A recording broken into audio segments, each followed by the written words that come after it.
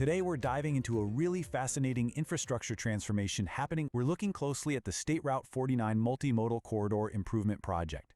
Now, if you're someone who appreciates how smart engineering can literally save lives and completely reshape a community, well, you're going to find this incredibly insightful. We'll see exactly how a notoriously dangerous stretch of highway is being completely rethought and rebuilt from the ground up to ensure safety for absolutely everyone. Whether you're behind the wheel, on a bike, or just going for a walk, this project is designed with you in mind. Okay, let's dive into this. On our agenda today, we'll quickly look at the dangerous stretch of road that sparked all this, break down the multimodal safety solution, explore how we're protecting pedestrians, check out the power of roundabouts, and finally, map out the timeline for construction. All right, starting right off with Section 1, a dangerous stretch of road and the catalyst for change. To really grasp why this solution is so critical, we kind of need to understand the geography and, well, the problem itself. We're talking about the segment of State Route 49 that runs from the State Route 20 junction all the way to the Nevada County Regional Dispatch Center. Right now, this area is a real problem. It completely lacks any continuous bicycle or pedestrian infrastructure, and safe crossings are practically non-existent. And look, the stakes here aren't just theoretical, they're deeply personal and human. Back in 2018, residents over by Chief Kelly Drive started sounding the alarm to the local Transportation Commission. They were super worried about drivers flying off the highway onto West Broad Street and how terrifying it was for anyone just trying to cross the road to get to the Hirschman Pond Trail. But tragically, shortly after those complaints, a pedestrian was actually killed while trying to cross near the government center. That heartbreaking loss was really the ultimate catalyst that forced everyone to the table to figure out how to fix these dangerous spots once and for all. Which brings us to Section 2, the multimodal safety solution, and connecting the community. So, after a ton of safety audits and public workshops, a concrete plan took shape. By December of 2022, local agencies managed to secure state active transportation grant funding to totally overhaul 4 specific intersections. Now, what's really interesting about this slide is the shift in engineering philosophy. Standard highway design, it usually prioritizes moving cars as fast as possible, but a multimodal corridor completely flips the script. It mandates that the road equally accommodates everyone, pedestrians, cyclists, and cars. It's like leveling the playing field so no one type of traveler is prioritized over another's safety. Let's move to Section 3, protecting pedestrians and cyclists and looking at the specific safety upgrades.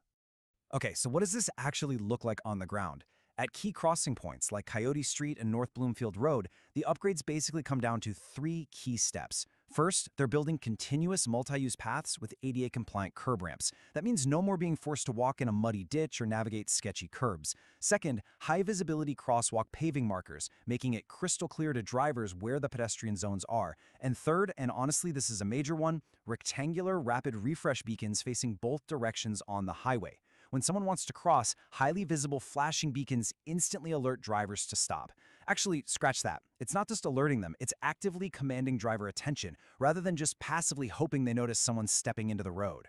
And those new multi-use paths, they are doing some serious heavy lifting. By adding these on both the north and south sides of the route, the project finally links the community together. We're talking safe, dedicated connections straight to the Hirschman Pond Trail, Sugarloaf Mountain Trail, the Government Center, and neighborhoods like Chief Kelly Drive. Imagine that. You won't have to risk your life dodging high-speed traffic just to go for a hike or walk to work. It's a real game changer. Let's transition over to Section 4, the power of roundabouts and rethinking intersections. Heading further west on the corridor, the plan introduces 2 single-lane roundabouts, one at Maidu Avenue and Orchard Street, and another at Cement Hill Road and West Broad Street. Now, if you've ever wondered why traffic engineers are so obsessed with replacing traditional stoplights with roundabouts, the data's pretty wild. At a standard intersection, you have all these conflict points, cars turning left across traffic, people gunning it to beat a yellow light, which leads to really severe T-bone collisions. A roundabout completely changes the geometry of the road. It forces everybody to slow down and flow in one continuous circle.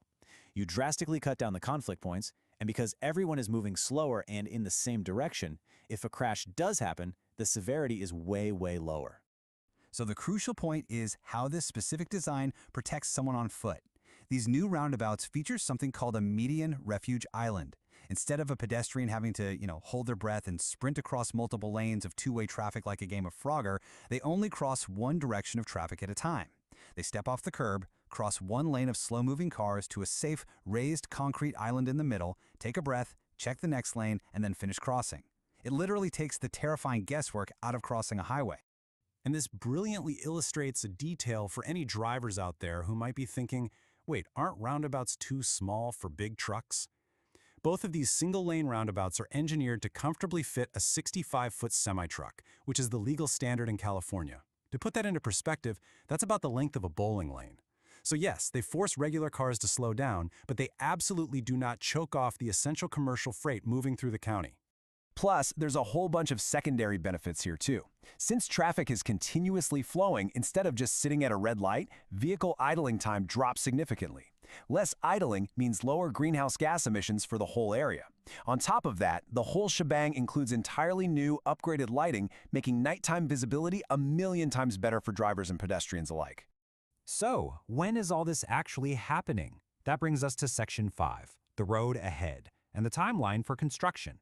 Public Works is a steady, deliberate process, right? Caltrans is leading the environmental phase right now. But looking ahead, between January 2026 and March 2027, the teams will be finalizing the project design and wrapping up all the necessary documents. Then, in April 2027, the project is scheduled to advertise, which basically means putting it out to bid for the contractors. And finally, depending on how the weather plays out, you're going to see shovels hitting the dirt with construction actively kicking off either in November of 2027 or the spring of 2028. It's a rolling schedule, but for sure, it is officially on its way. Well, we've covered a lot of ground today, haven't we? From the tragic origins that sparked this whole thing, to the incredible engineering solutions, like rapid refresh beacons and refuge islands, that are going to make this corridor so much safer for bikes and pedestrians. So I'm going to leave you with this final thought to ponder. How will prioritizing human-centric safety over vehicle speed redefine the future of your local commute? Because when we design our roads for the most vulnerable among us, we really end up building a thriving, connected community for everyone.